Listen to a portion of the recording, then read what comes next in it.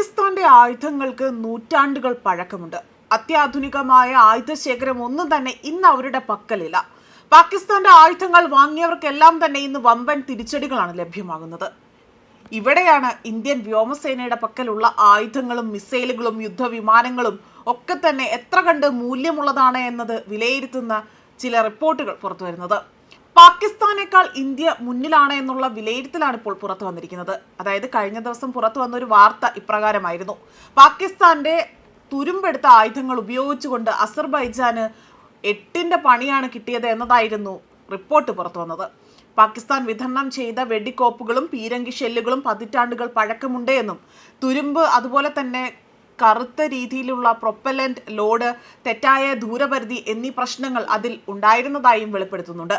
ഷെല്ലുകൾക്ക് പാകിസ്ഥാൻ അവകാശപ്പെടുന്ന പരിധിയുടെ 40 മുതൽ 50% വരെ മാത്രമാണ് ഉള്ളതെന്നും ഇക്കാര്യങ്ങളൊക്കെ എടുത്തു പറഞ്ഞുകൊണ്ട് അസർബൈജാൻ രംഗത്ത് വന്നത് ഇപ്പോൾ പാകിസ്ഥാന് വലിയ നാണക്കേടാണ് ഉണ്ടാക്കിയിരിക്കുന്നത്.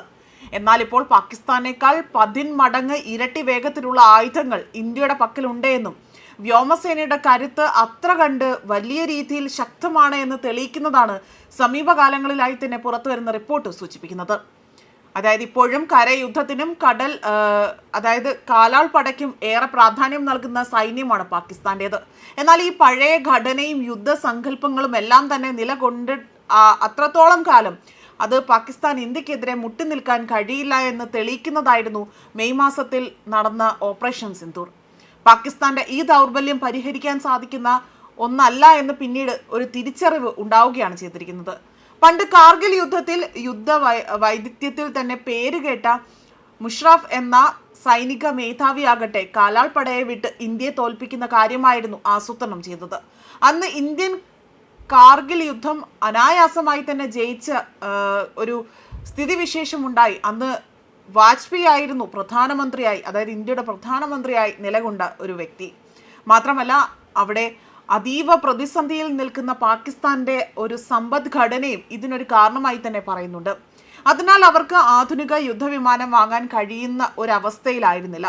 ചൈനയുടെ അറിവും അതുപോലെ തന്നെ റഷ്യയുടെ എഞ്ചിനും ഉപയോഗിച്ചുകൊണ്ട് തന്നെ ആധുനിക യുദ്ധവിമാനം അവിടെ നിർമ്മിക്കുവാനും പാകിസ്ഥാൻ അന്ന് സാധ്യമായിരുന്നില്ല. എന്നാൽ ഭൂമിശാസ്ത്രപരമായി യാതൊരു സങ്കീർണതകളില്ലാത്ത രാജ്യമാണ് പാകിസ്ഥാൻ. 1000 കിലോമീറ്റർ വീതിയും അതുപോലെ 1800 കിലോമീറ്റർ മാത്രമാണ് അതിൻ്റെ വീതിയുള്ള, അല്ലെങ്കിൽ അത്തരം ഒരു വീതിയുള്ള രാജ്യമാണ് പാകിസ്ഥാൻ.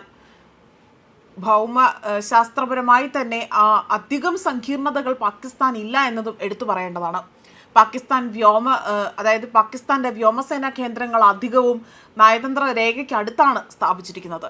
ഇത് പഴയ കാലത്തെ യുദ്ധതന്ത്രങ്ങളുടെ ഭാഗമായി സ്ഥാപിച്ചവയാണ് എന്നും പറയപ്പെടുന്നു. പണ്ട് വ്യോമയുദ്ധം എങ്ങനെയായിരുന്നു ഉണ്ടായതെന്ന് ഒരു ചോദ്യമായി തന്നെ ഉയരുന്നുണ്ട്.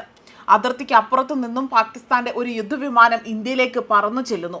ഇതിനെതിരെ ഇന്ത്യ ഒരു യുദ്ധവിമാനത്തെ അയക്കുന്നു. ഈ 2 യുദ്ധവിമാനങ്ങളും തമ്മിൽ ആകാശത്ത് അവിടെ ഒരു കിടപിടിക്കുന്ന ഒരു മത്സരം കാഴ്ചവെക്കുന്നു. ഒന്ന് മറ്റൊന്നിനെ വെടിവെച്ച് വീഴ്ത്തും വരെ ഇരുവരും തമ്മിൽ വലിയ രീതിയിലുള്ള യുദ്ധം ആരംഭിച്ചു. പണ്ട് ഇത്തരം ആകാശ യുദ്ധ രീതിക്ക് വലിയൊരു പ്രതിസന്ധി ഉണ്ടായിരുന്നു. പക്ഷേ ഇപ്പോൾ അതിർത്തിക്ക് കുറുകെ തന്നെ 1000കണക്കിന് കിലോമീറ്റർ ദൂരേക്ക് കുതിക്കുന്ന ബാലിസ്റ്റിക് മിസൈലുകളും ക്രൂയിസ് മിസൈലുമുള്ള കാലത്ത് തന്നെ അതിർത്തികളിൽ സൈനിക കേന്ദ്രങ്ങൾ സ്ഥാപിക്കുന്നതിൽ വലിയ പ്രസക്തിയില്ല എന്ന് തന്നെ പറയേണ്ടി വരുന്നു. ആകാശത്തെ യുദ്ധവിമാനങ്ങൾ കിടപിടിക്കുന്ന ഒരു കാലമുണ്ടാവുകയും ചെയ്തിരുന്നു. ഇത്തരം വ്യോമസേനകൾക്ക് ഒരു അർത്ഥവുമില്ലാത്ത കാലമായി തന്നെ ഇവ മാറുന്നു.